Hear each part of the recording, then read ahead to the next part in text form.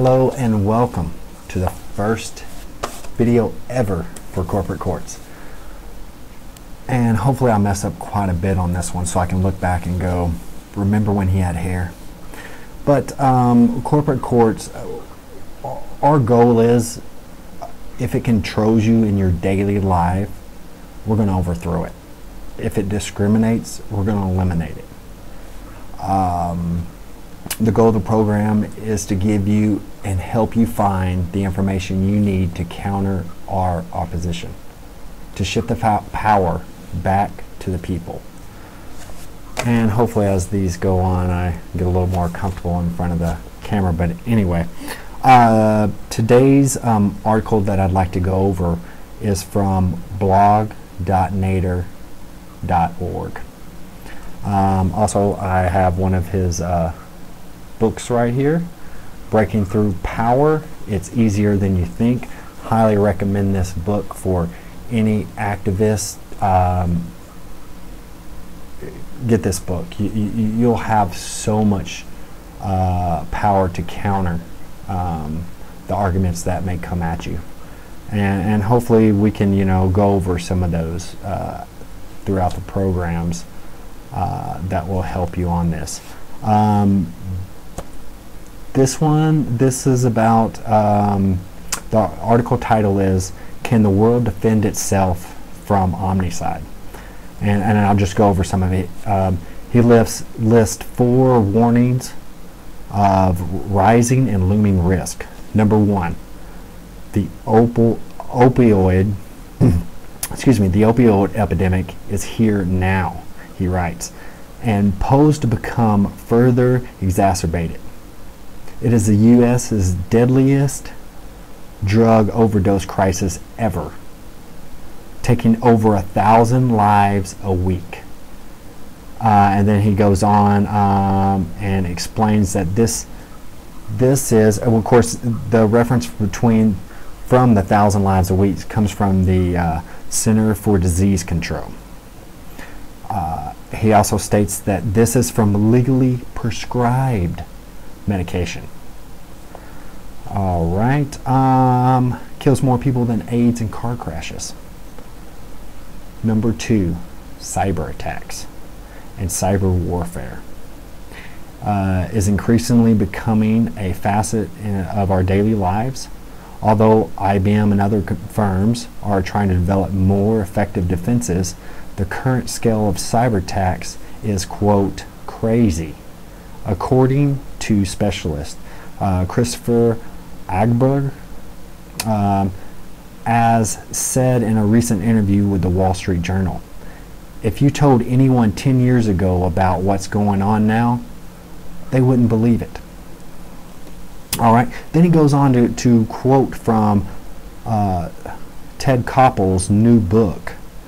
The former ABC TV host of Nightline, Ted Koppel, discusses this emerging threat in his recent acclaimed book, Lights Out: A Cyber Attack, A Nation Unprepared.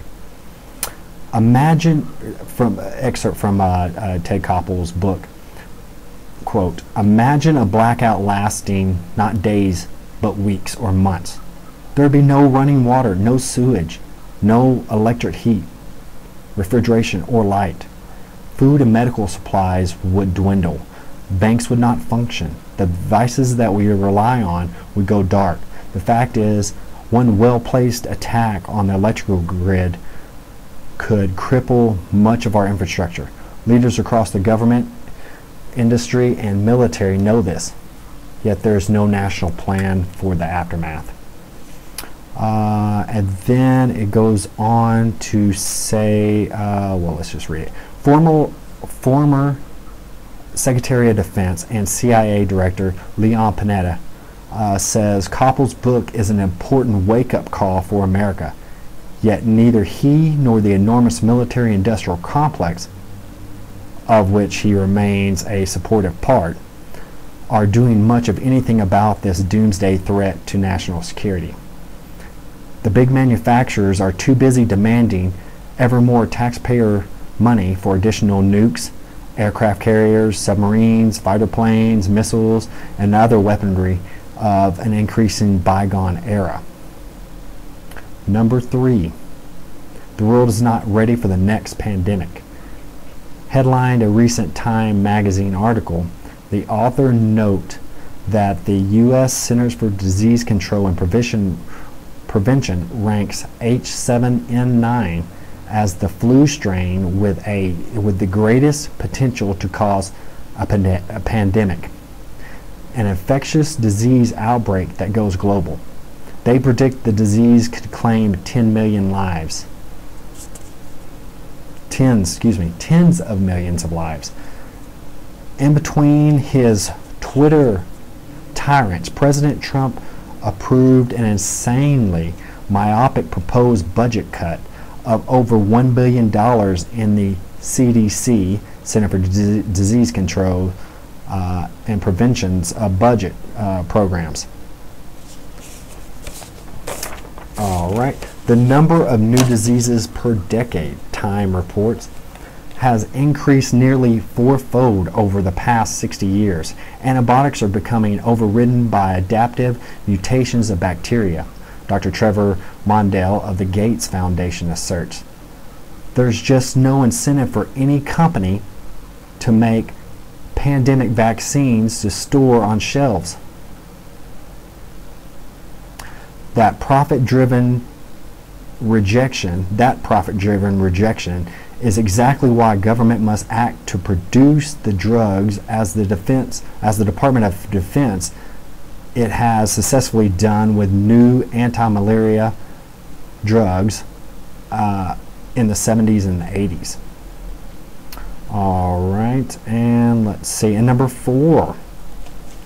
All right, it isn't just Elon Musk, founder of Tesla company, who is warning that the advent of artificial intelligence, AI, is the greatest risk we face as a civilization.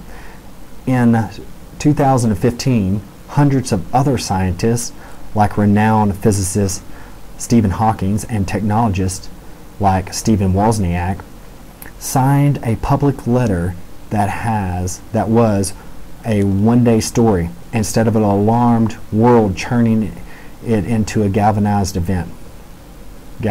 event.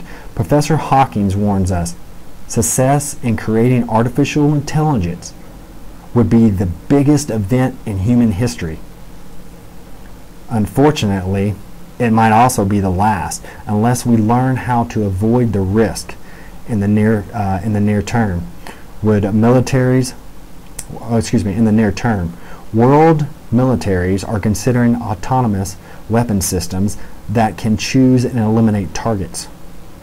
We humans, Hawkins adds, are limited by slow biological evolution, couldn't compete, and would be superseded by AI. In short, the robots race out of control, become self-actuating, and are held back by any moral boundaries. He goes on to say, from Lincoln to Einstein, we have been counseled that new situations require new thinking. A massive reversal of the world's priorities towards reverence of life and prosperity, towards diplomacy, waging peace, towards legal and ethical frameworks for the exploding science and technology, including biotechnologies and nanotechnology, must receive our focus. From families nurturing their children to philosophers, ethical specialists, engineers, scientists, pausing from their exponential discoveries to ponder the serious adverse consequences of their creations. Our present educational system, from Harvard Law School, MIT to K-12, are not rising to these occasions for survival. Our mass media wallowing in trivia, entertainment, advertisements, and political insults is not holding the politicians accountable to serious levels of public trust and societal safety. Time for new movements, awakening our best angels to foresee and forestall. Do any potential leaders at all levels want to be first responders? Amazing, amazing article. I'm sure I did not do it justice. Please go to blog.nader.org. Read some very, very powerful articles on there. Thank you. If you like this video, I know it's my first video, so hopefully we can look back maybe on this one day and say that, oh my, he did a lot better, or maybe we won't. But if you like the video, please like and subscribe, and there will be more videos coming out. The next video to come out after this should be on how we can counter arguments against a single-payer healthcare system. Hope to see you soon. Thank you very much.